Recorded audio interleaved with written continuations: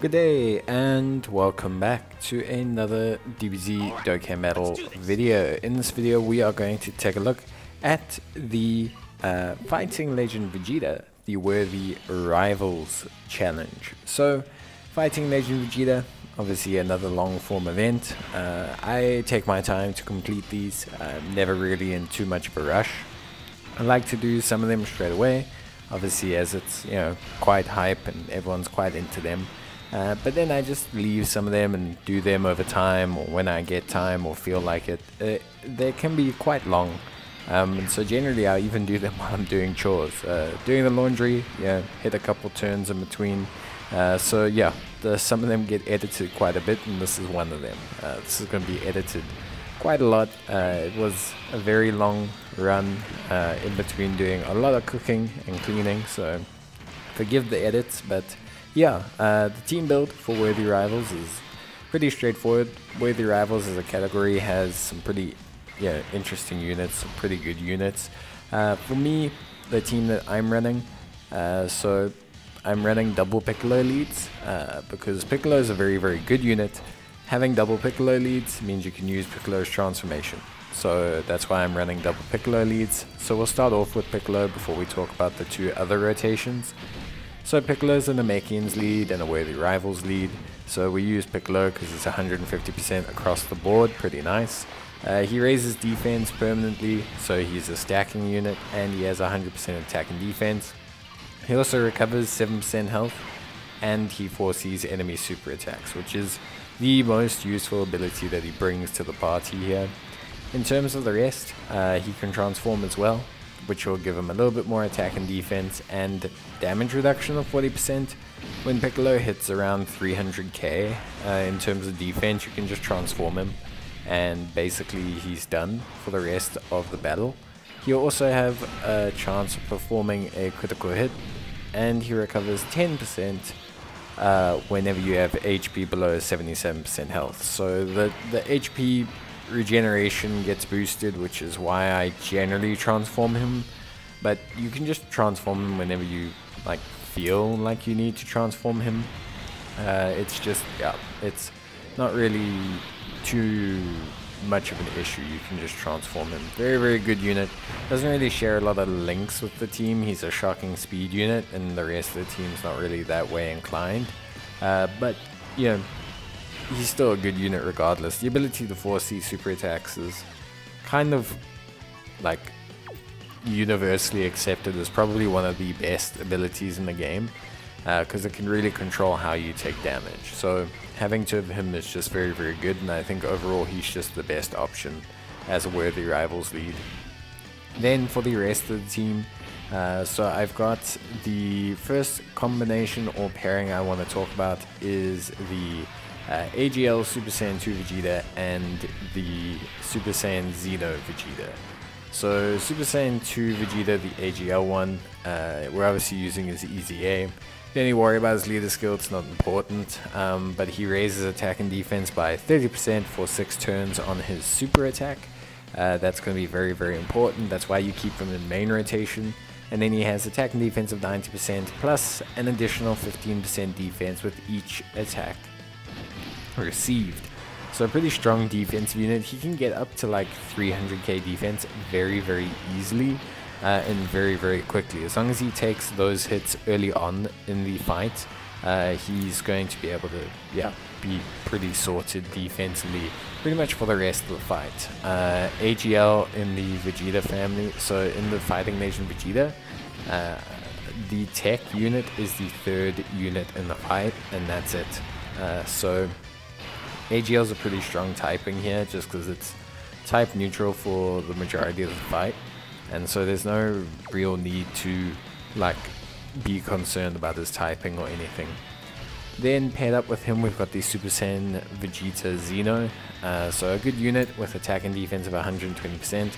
He greatly raises his attack and defense, which is pretty good.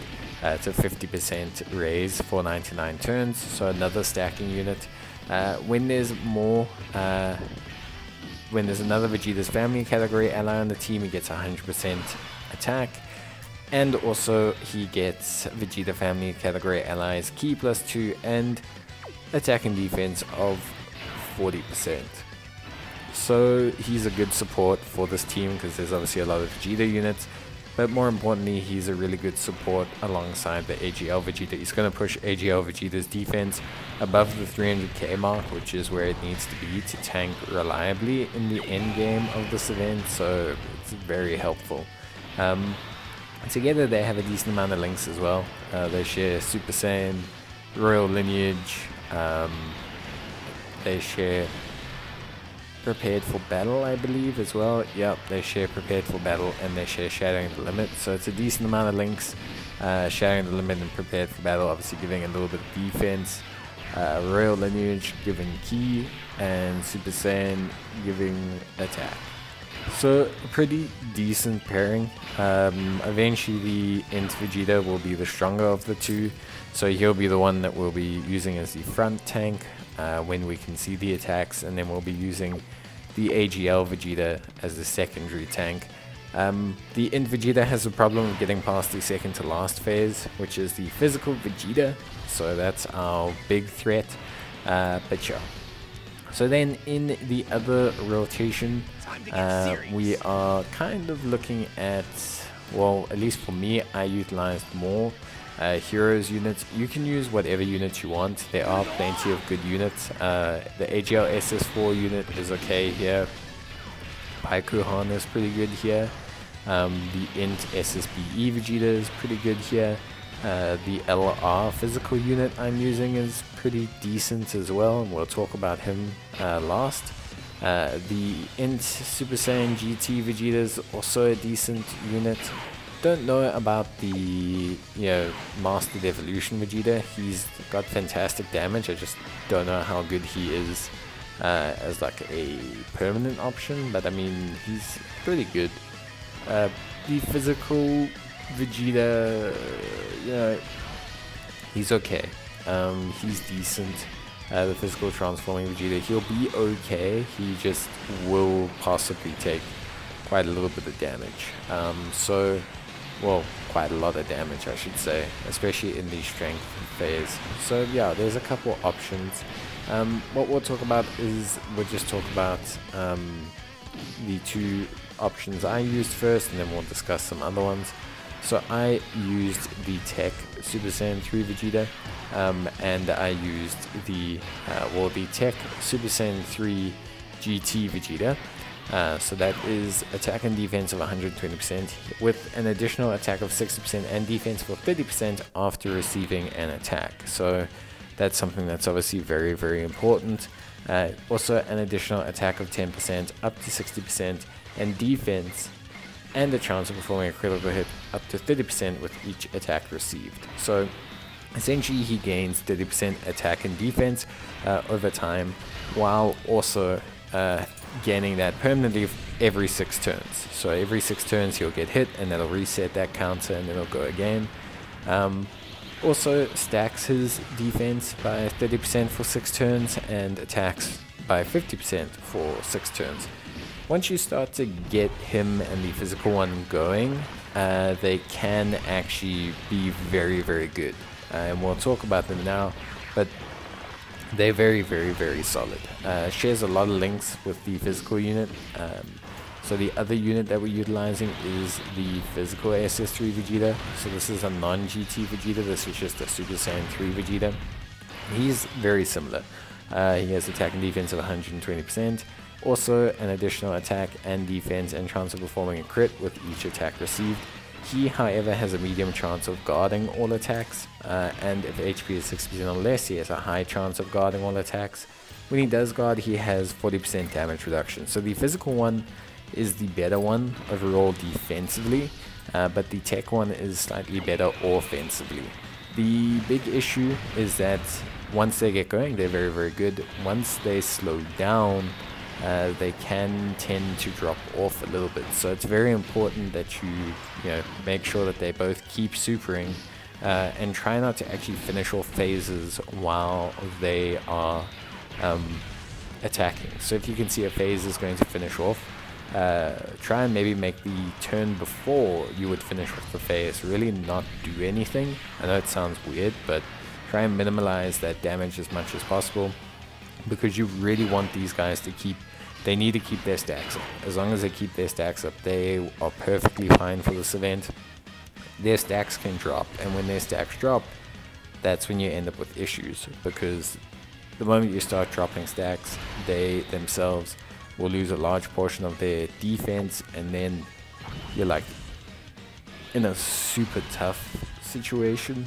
So yeah, like for me, it's definitely something to focus on. They do share a decent amount of links, so like they share a decent whack of links. They share Super Saiyan, which is, you know, good. They share Golden Warrior, which is fine. They share Royal Lineage, which is fine. If you link level them, you won't have key issues, because Royal Lineage is a 2 key link at max link level, whereas, you know, it's only a 1 key link in the beginning. They also share Prodigies and Limit Breaking Form, which is obviously common for Super Saiyan 3 units, and they share Fierce Battle. So they do share a lot, and they are pretty good, but they do kind of have a little bit of a key problem. If you link level their Royal Lineage, then they're fantastic. If you don't link level it, then they do have a slight key problem that you need to be aware of. And so when you're choosing orbs, try and set up those orbs for that. The hardest phase for Super Saiyan 3 Vegeta is obviously this Int phase now, where we're facing the Int Vegeta. That's definitely his hardest phase by far. Luckily, it seems that he's able to keep up, not tremendously, but he is able to keep up. Taking a super attack, as long as he's got his stacks up, will still probably kill you, but normals are perfectly fine. As long as he's got his stacks, normals are fine. The moment his stacks drop, then he's in trouble. The nice thing is, in this phase, the Int Vegeta is obviously guarding the entire time. So, I mean, sorry, the physical Vegeta is guarding the entire time. So his 40% damage reduction is up permanently. So you can very easily have him openly tank attacks. That's very, very good. Other options for this stage, like I mentioned, Android 18 is a decent option. She can stack attack quite well. The strength Android 18, that is. She can end up pretty damn good. So, I mean, you can definitely take a look at her. Haven't tried the World Tournament one in here. Not entirely convinced about how she does. But you can see, maybe take a look at that. The Majin Vegeta is okay here if he's got quite a few dupes. You kind of need to like get his orbs though. Like, he will definitely drop out quite quickly, especially if you don't get his orbs. Obviously, haven't tried the new Majin Vegeta in here. Will be interesting to see how he is. Not out yet. We've obviously just got the news, so will be interesting to see how he does in this kind of event, or just in any event really. It's going to be interesting to see. There is a physical Super Saiyan 3 Vegeta Xeno, who greatly raises attack for 1 turn. He's a pretty good unit. He has attack and defense of 100%, and he gains, based on Dragon Ball Heroes units, considering the fact that I believe the SS3 Vegeta is a crossover unit, not a Dragon Ball Heroes unit, and the GT unit is neither. I think he doesn't really benefit being on this team. Although he is a very good unit, he just doesn't really benefit from being on the team. In terms of the final unit, we're looking at the physical LR Vegeta Angel. A very good unit, actually, surprisingly, even though I think I only have 1 dupe in this unit. He actually does pretty well defensively. His issue is key, so he does struggle with key in this team. He's only really got Royal Lineage as a key link, and Golden Warrior, which not a lot of the units have, so that's like his big issue. However, like, he gains 4%, for each time key rises up to 70%. So if you get 12 key with this guy, his defense will go up by 40%. He will then also fire off a super attack that raises his defense. So like his defense is actually surprisingly good. It actually does a really good job. So like for me, I don't know, he does a really, I was really impressed with how he did. Like without items, he was tanking pretty well, obviously floating, but like only taking 2,000 or so here. Like he was tanking really well, and although we can't activate his active skill, I just think overall he did a really good job. I was very impressed with how he did. I was very like happy with how he did, and I think he really surprised me probably the most out of all of the units. I just think he did a really good job. So we're at the start of the final phase. Obviously been through the whole team build and everything. You know, the Vegeta event, much like all the other ones, I mean this Vegeta, you know, he's immune to stunning, sealing, attack lowering, defense lowering. He massively lowers your defense with his super attack, he can evade, and he disables evasion. So he's pretty rough. This team's build did not function at any point on damage. This team's build functioned entirely on the premise of literally just out tanking Vegeta. Only important thing here is that if Vegeta does like super a unit and then super them again and then super them again, if he keeps supering the same unit, their defense will go down. Like it will eventually drop. I think the stack lasts for 3 turns, so we just need to make sure that he doesn't super the same unit every time, but it shouldn't be too big an issue. Honestly speaking, you just basically transform both Piccolos at this point, and you can even keep a Piccolo on rotation if you are like that way inclined. Me, I just kept rotating them. The heal was fine. It's only one turn that I wasn't able to see super attacks, so like for me it was fine. Units like this Int Vegeta are great because they can tank so well, and by now his defense is so high, we heal like so much. I used the Whis items, like generally speaking I just use them for the first 4 turns just to give myself some more setup time. Like honestly, it just helps to have that setup time and just basically be able to constantly keep improving the defense of my units. The thing with this team build, it's the kind of team build that once it gets going, you're fine.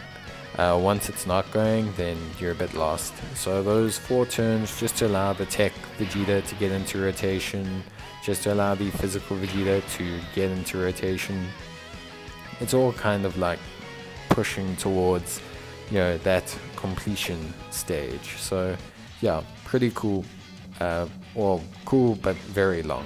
This was a very boring team construct. You didn't change rotations too much. Maybe if, you know, things got a bit dicey, I put Piccolos into rotation like you'll see. But for the most part, you kept the same rotations. You just had to make sure they got key, and then that was it. It was like auto run to the max. So yeah, but overall still was, you know, it's the team build that allows you to do that. So very powerful team build from that perspective. The thing is, we just don't have damage. Like, we don't do any damage. The SS3s do some damage because of their crit chance and they have decent attack stats, but the rest of the team just doesn't do damage. 55%, the Int Vegeta stacks super nicely but has no chance of critting, so even though he hits like 4 million attack stats, it doesn't really matter, like, at all, because, well, there's a high level of damage reduction here, and 5 million attack stat on a type neutral attack don't mean a thing. So a little bit of an issue there with him, obviously, but beyond anything, it's all perfectly fine. The Piccolos do a little bit of damage with their critting, but yeah, pretty much the #1 policy here is just throw some crit gear on the guys. Just throw some crit gear on the team if you're taking this exact team. As you can see there, huge attack stat, did like half a bar of damage, maybe. So just throw a bit of crit gear on the guys and you'll be good to go. Those crits will make life a lot better and just make things a lot easier for you.